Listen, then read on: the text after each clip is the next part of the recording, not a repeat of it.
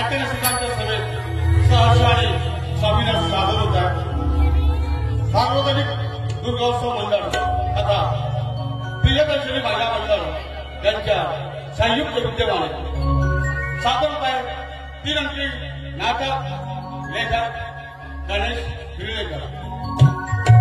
संगीत दुश्मन दुश्मन दुश्मन.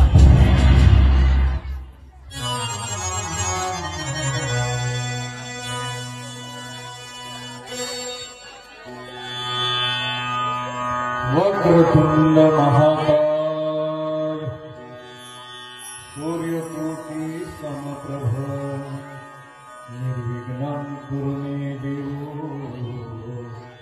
सर्वकार्येषु सर्वदा.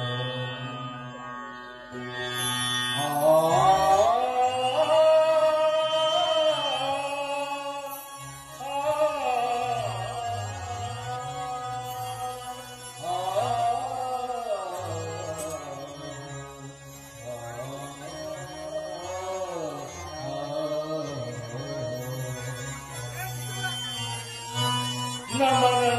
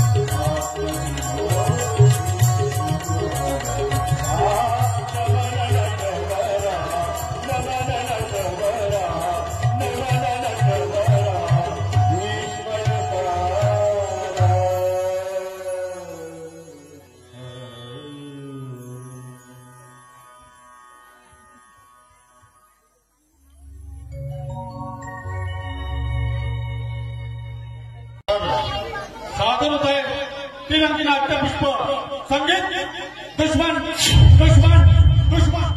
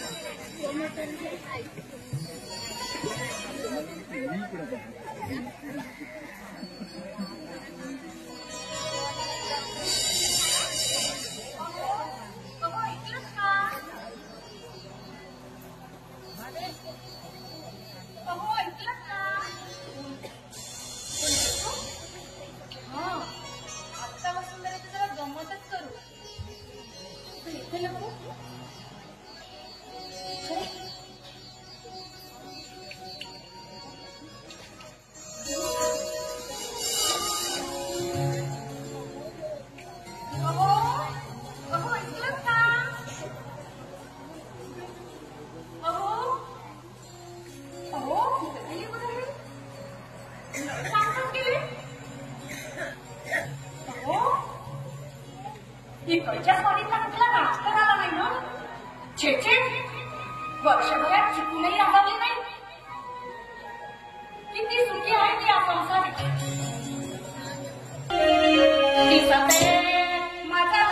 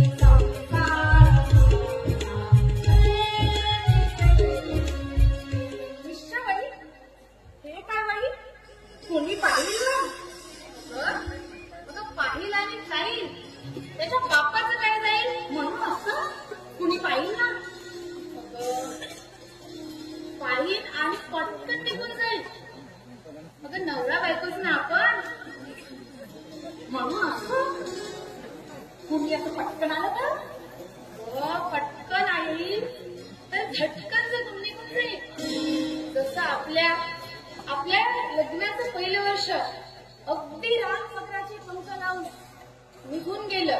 मला तर काही स्वप्नच वाटते. रात्र सरते लवकर आणि दिवस उगवतो लवकर. माझ्या हातीचं सुदर्शन चक्र असतं ना तर त्या सूर्यनारायणाला खोपावून ठेवलं असतं आणि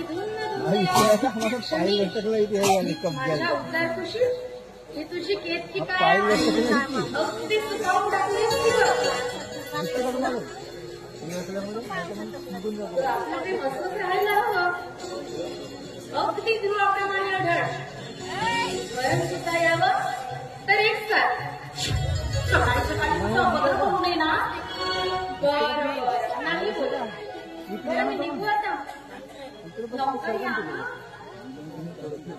तुमचा शंभराचा मुलगाही मला आवडतो. काय हरकत नाही. हा राहिली की अडचण नसे ना, हा राहिला दिसतो ना. राहू दे. हा विरोध तुला सहन करायलाच हवा. अगं मी नोकर आहे सरकारचा, बँकेचा मॅनेजर. दांडी मारायला जमत नाही, आणि जर दांडी मारली तर आमची उचलतावडी झालीच समजा. पण आज अर्ध्या दिवसाला यायला नाही का जमणार?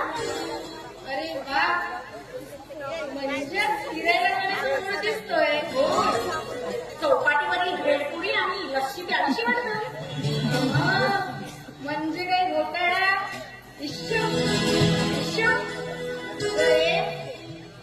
तेव्हा जरा तू नेहमीपेक्षा उजळ दिसतंय. अगं काय आहे तुझ्या मनात? सांग बरं माझ्या काना. इकडे या बरं सर्व. अरे वा, खरंच? अगं वसू वसू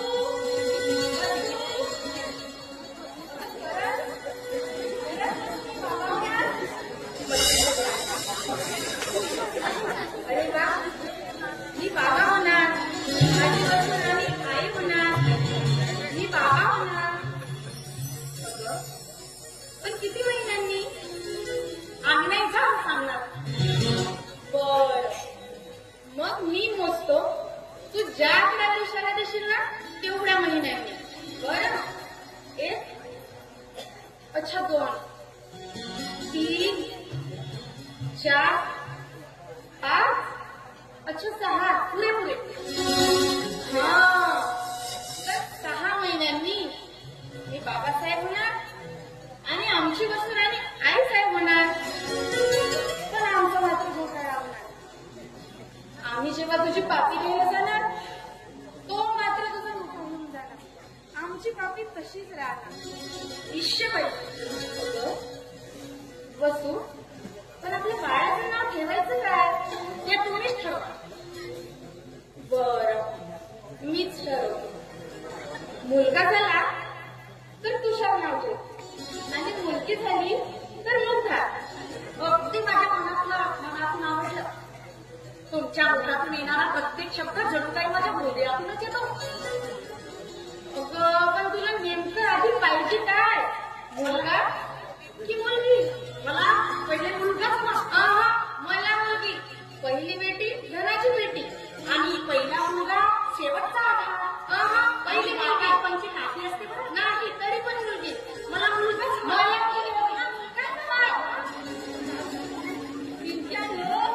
काही पाहिजे तर येऊ द्या.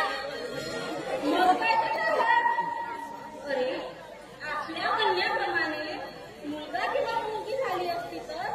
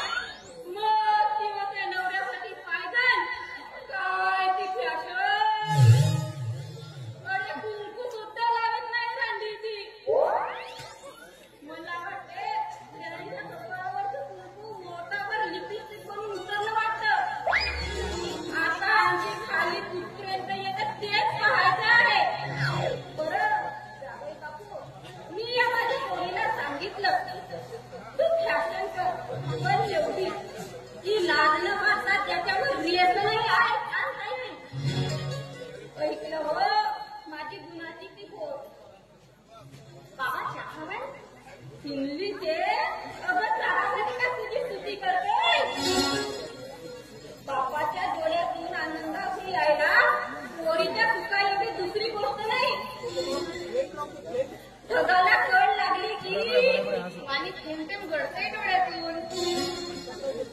हो काही जावई बापू, ही बापू आपल्या आईसारखी झाली नाही, ती माझ्यासारखी. बाबा मी चहा आणते ना, तोवर बस. हो बघतो ना, बघतो.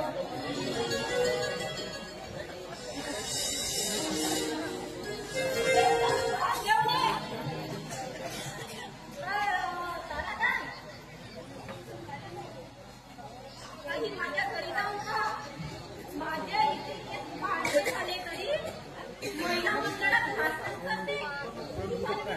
अगदी तरुणीप्रमाणे म्हणते कशी, स्त्रियांना समान हक्क मिळवायचे असतील तर आधी पुरुषांच्या हाती चूल द्यायला हवी आणि एवढं नाही भागलं नाही तर मुलंही द्यावी. बरं का जावई बापू, अशी ही आमची म्हातारी आम्हाला भूल देते. पण हल्लीच्या तरुणींना कधी समजायला हवं ना. पण नाही म्हणे, स्त्रिया नवऱ्याचे काम करतात म्हणून नवऱ्याने त्यांना मानधन द्यायला हवं. नवरा काय त्यांना बकरा वाटत का पाहिला. कसलं पूळ भरलंय कुणास ठाऊक. समान हक्कासाठी झगडताना यांना कोणीतरी कळतो गुल आणि दाखवते वांग्याचा फुल. मग तेव्हा समजते त्यांची फुल. मग पदर फाटतेपर्यंत रडून रडून म्हणतात, नको रे बाबा तेच बरं. मानलं तुम्हाला, मानलं.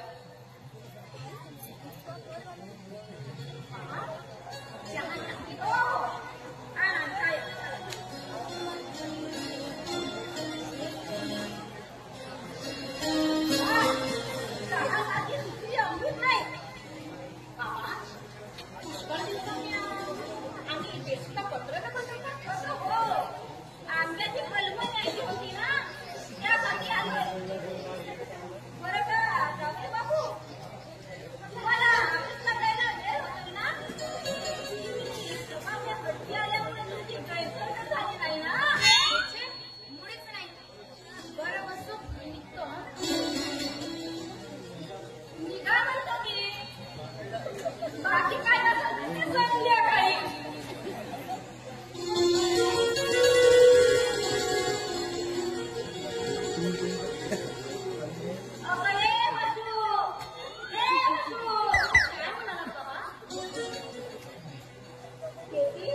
एवढं प्रेम नसावं.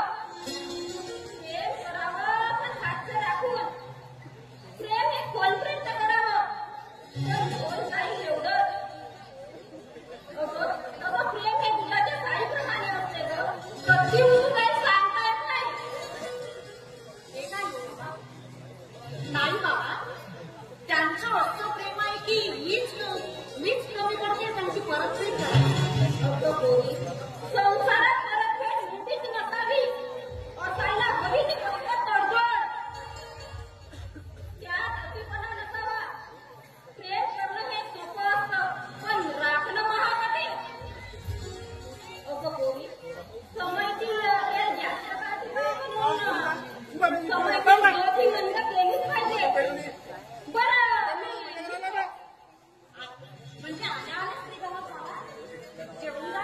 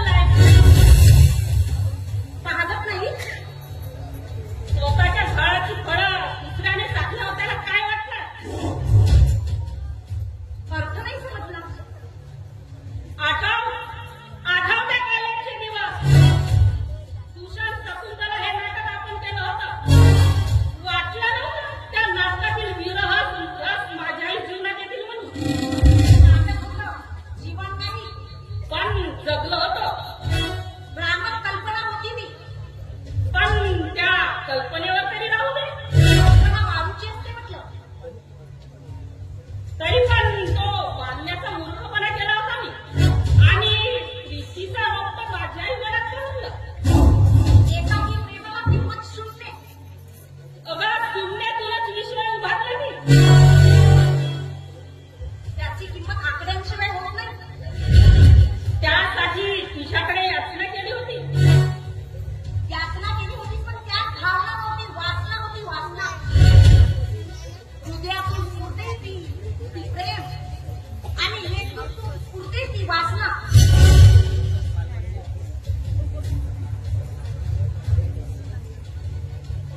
पण नाटकाच्या वेळी माझ्यावर मुद्दा काय झाली होतीस तू? मग तुला लग्नाची मागणी घालताना गप्पा का होतीस? विचार करायचा असतो. पुरुषांच्या जिभेवर विश्वास ठेवण्यापेक्षा त्यांच्या हातावर विश्वास ठेवायचा असते. मग दुसऱ्या दिवशी नकार देण्याचं कारण? मनाचा हो. मी तुझ्याकडे एक मित्र म्हणून उतरत होते, पती म्हणून नाही. शिवाय माझ्या आई वडिलांनी एक जावई म्हणून ठरवले होते. तुझ्या मनाविरुद्ध? अगं तुझ्या पसंतीशिवाय? आई वडील झटतात करतात ते मुलांच्या सुखासाठी, दुःखासाठी नाही. आपण प्रेम करतो ते आंधळं असतं आणि आई वडील लग्न लावून देतात ते डोळस असतं. प्रेमात माणूस आंधळा असतो, पण लग्नानंतर तो डोळस बनतो. आणि आंधळ्याकडे झालेल्या चित्रांना उगाच दूर फाटेपर्यंत वेगवेगळ्या ओढीत बसतो. न समजणाऱ्या, न पुसल्या जाणाऱ्या. जग बदललंय वसुंधरा. या युगाच्या बरोबरीने चालण्याचा प्रयत्न कर. नाहीतर विज्ञानाच्या घोड्याच्या कामाखाली नाक चिरडले जाशील. ते चिराग होईल तुझं जीवन. म्हणून नवऱ्याशी स्पर्धा करू म्हणतो? शक्य नाही ते. पुरुषांच्या नजरेखाली व त्यांच्या चरणाखाली जो मान असतो तो स्वर्गात इंद्राच्या दरबारात सुद्धा इंद्राला देखील नाही. कदाचित माझा मान काढतो. माझ्या मुलात तुला काटा घालायचा असेल तर पुन्हा येऊन तिथे येऊ नको. काटा घालण्याचा विचार नाही, पण तुझ्या पुढत चाललेल्या अभिजित कलागुणांना फाटा देण्याचा विचार आहे. तू एक श्रेष्ठ अभिनेत्री आहेस. तुझी छवी 2 वर्षानंतरही अजूनही लोकांच्या समोर आहे. ती म्हणजे शकुंतलेची. अप्रतिम अभियान तू सर्वांचे मन जिंकून टाकलं. अप्रतिम. मग आता काय करावं म्हणतो? मी एक प्लॅन आणलाय. तू तो पेशा पत्करून कलेची सेवा करावी. तुझ्या या अभिनय चातुर्याने पुन्हा एकदा रसिकांना खुश करावं. आणि त्याला तुला पैसा कमवायचा. समीर, तमाशात नाचणं शोभतं पण संसारात नाही आणि मनात नाहीच नाही. एक दोष म्हणून कालीच्या गॅदरिंगमध्ये नाटकात काम केलं होतं, पण तो व्यवसाय काहीच नाही आणि मला तर नाहीच नाही. संसारी स्त्रीला ते जमणार नाही. माझ्या पायात चाळ बांधून सोन्यासारख्या माझ्या संसाराचे मला हाल नाही करायचे. पण मी नाचायला लावलं तर वसू, तुला माहितच आहे तुझा नवरा आणि मी एकाच ऑफिसमध्ये आहोत. अगं कमी जास्त करायला वेळ लागणार नाही. म्हणजे तू करणार तरी का? तुझ्या प्राप्तीसाठी वाक्यांत करायला तयार आहे. कावळ्यानं राजवंशाची अपेक्षा का बघावी? तो राजस कावळाच झाला तर कावळ्या काही प्रकार आहेत म्हटलं. एक देव कावळा आणि दुसरा 2 कावळा. समीर, तू जा इथून. त्यांच्या जीविताला नेण्याचा प्रयत्न केला तर बाधित म्हणून तुला हाडल्याशिवाय राहणार नाही.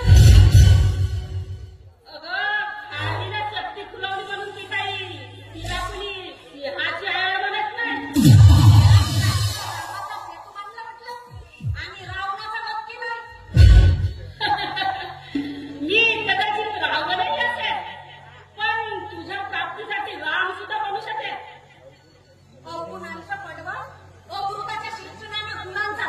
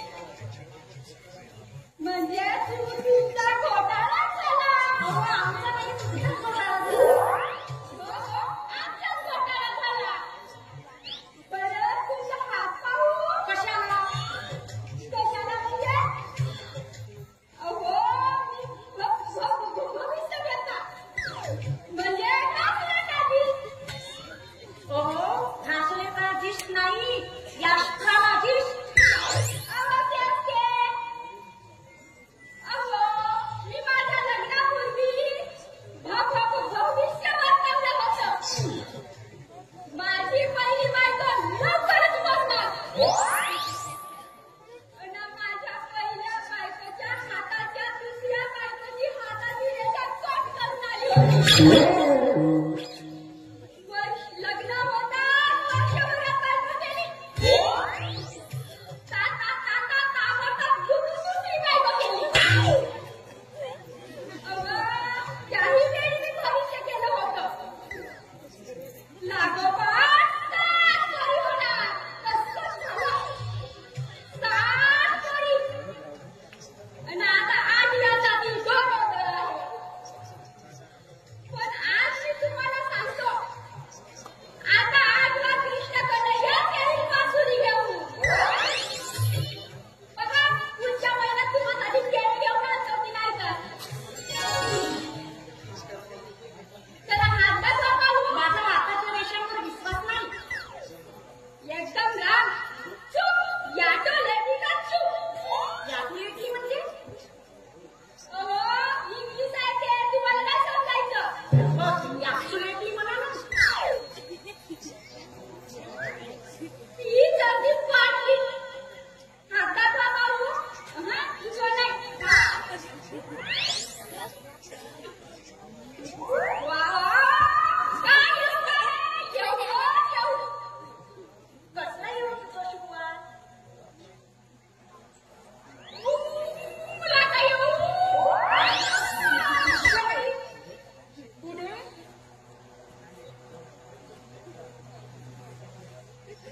एकदम बेकार. काय म्हणणार तो शुक्रवार?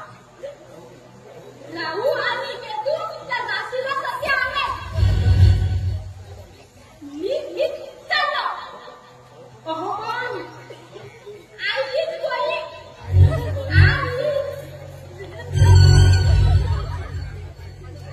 पहिले भविष्य सांगितलं ते खरं असावं, पण नंतर म्हणाले राहू राशीला आहेत म्हणून सर्वच काही भविष्य खरं ठरत नाही बरं.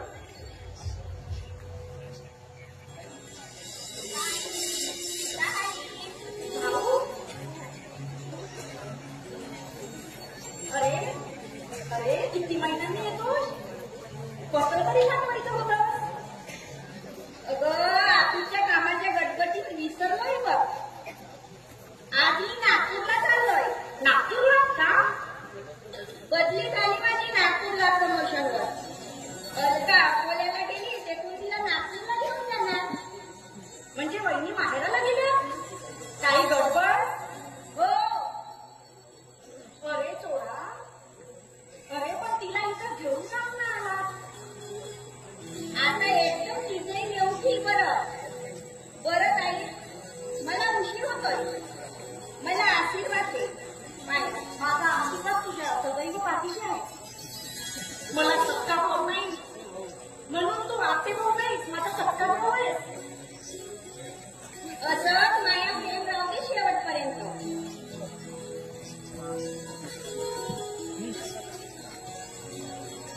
भाऊजी केव्हा आला? केव्हा आला? मी आज नागपूरला चाललोय प्रमोशनवर. आशीर्वाद द्या मला. येतो मी ताई. अरे पण चहा जेवण लग्न गाडी सुटायची वेळ झाली. येतो मी ताई. कसे होतात का?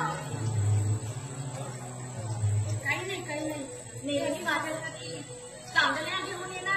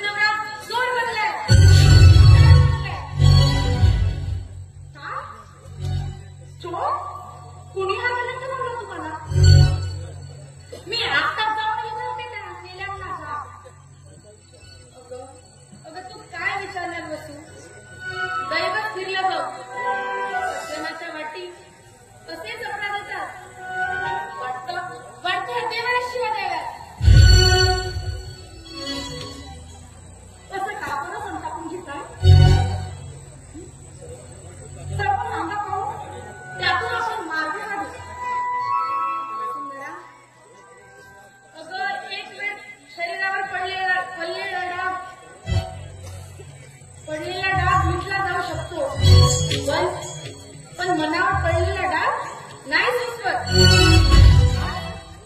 आज मी चोर म्हणून संबोधला गेलो. पैशाची अफरातफर करणारा मॅनेजर, 3 लाख रुपयांना फसवणारा मॅनेजर बनलोय. अगं बाई म्हणजे होय, अगं माझी नोकरी सुटली, सस्पेंड केले मला. का? एका सज्जन माणसाचा जीव घेणारा कारण समजत नाही ग. मी आज ऑफिसला गेलो, बॅग उघडली, पेन काढलं, खुर्चीवर बसून फाईल काढू लागलो. आज काम केलं असेल नसेल, तोच ऑफिसर लोकांची चेकिंग आली आणि बँकेमध्ये 3 लाख रुपयांची अफरातफर आढळून आली. ताबडतोब पोलिसांना बोलवण्यात आलं आणि त्यांचा वेळ करण्यात आला आणि ऑफिसमधील सर्वांच्या बॅगा चेक करण्यात आल्या आणि माझ्या बॅगेत 3 लाख रुपये सापडून आले.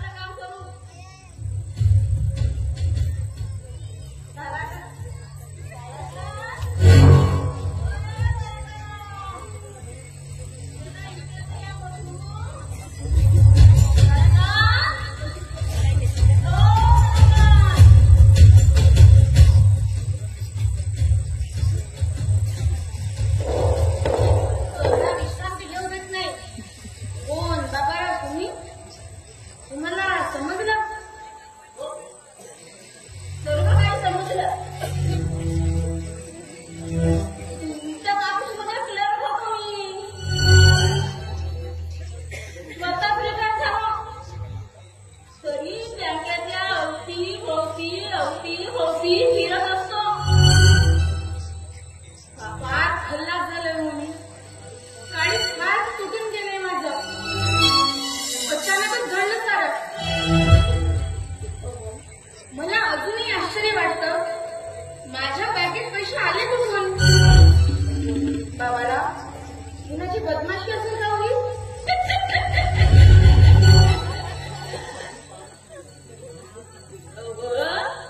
दुसऱ्या तर चांगलं कामच नाही. अशी थोडी थोडकी काही माणसं असावी का? यातील या कुणीतरी चाली करतो. आम्ही आपल्या संसाराची गोडी मात्र निघून जातो. कसं? मी माझ्या पत्नीपेक्षा माझ्या नोकरीवर आणि बँकेवर प्रेम केलं. देवापेक्षा इमान श्रेष्ठ मानला. पण वाटलं नव्हतं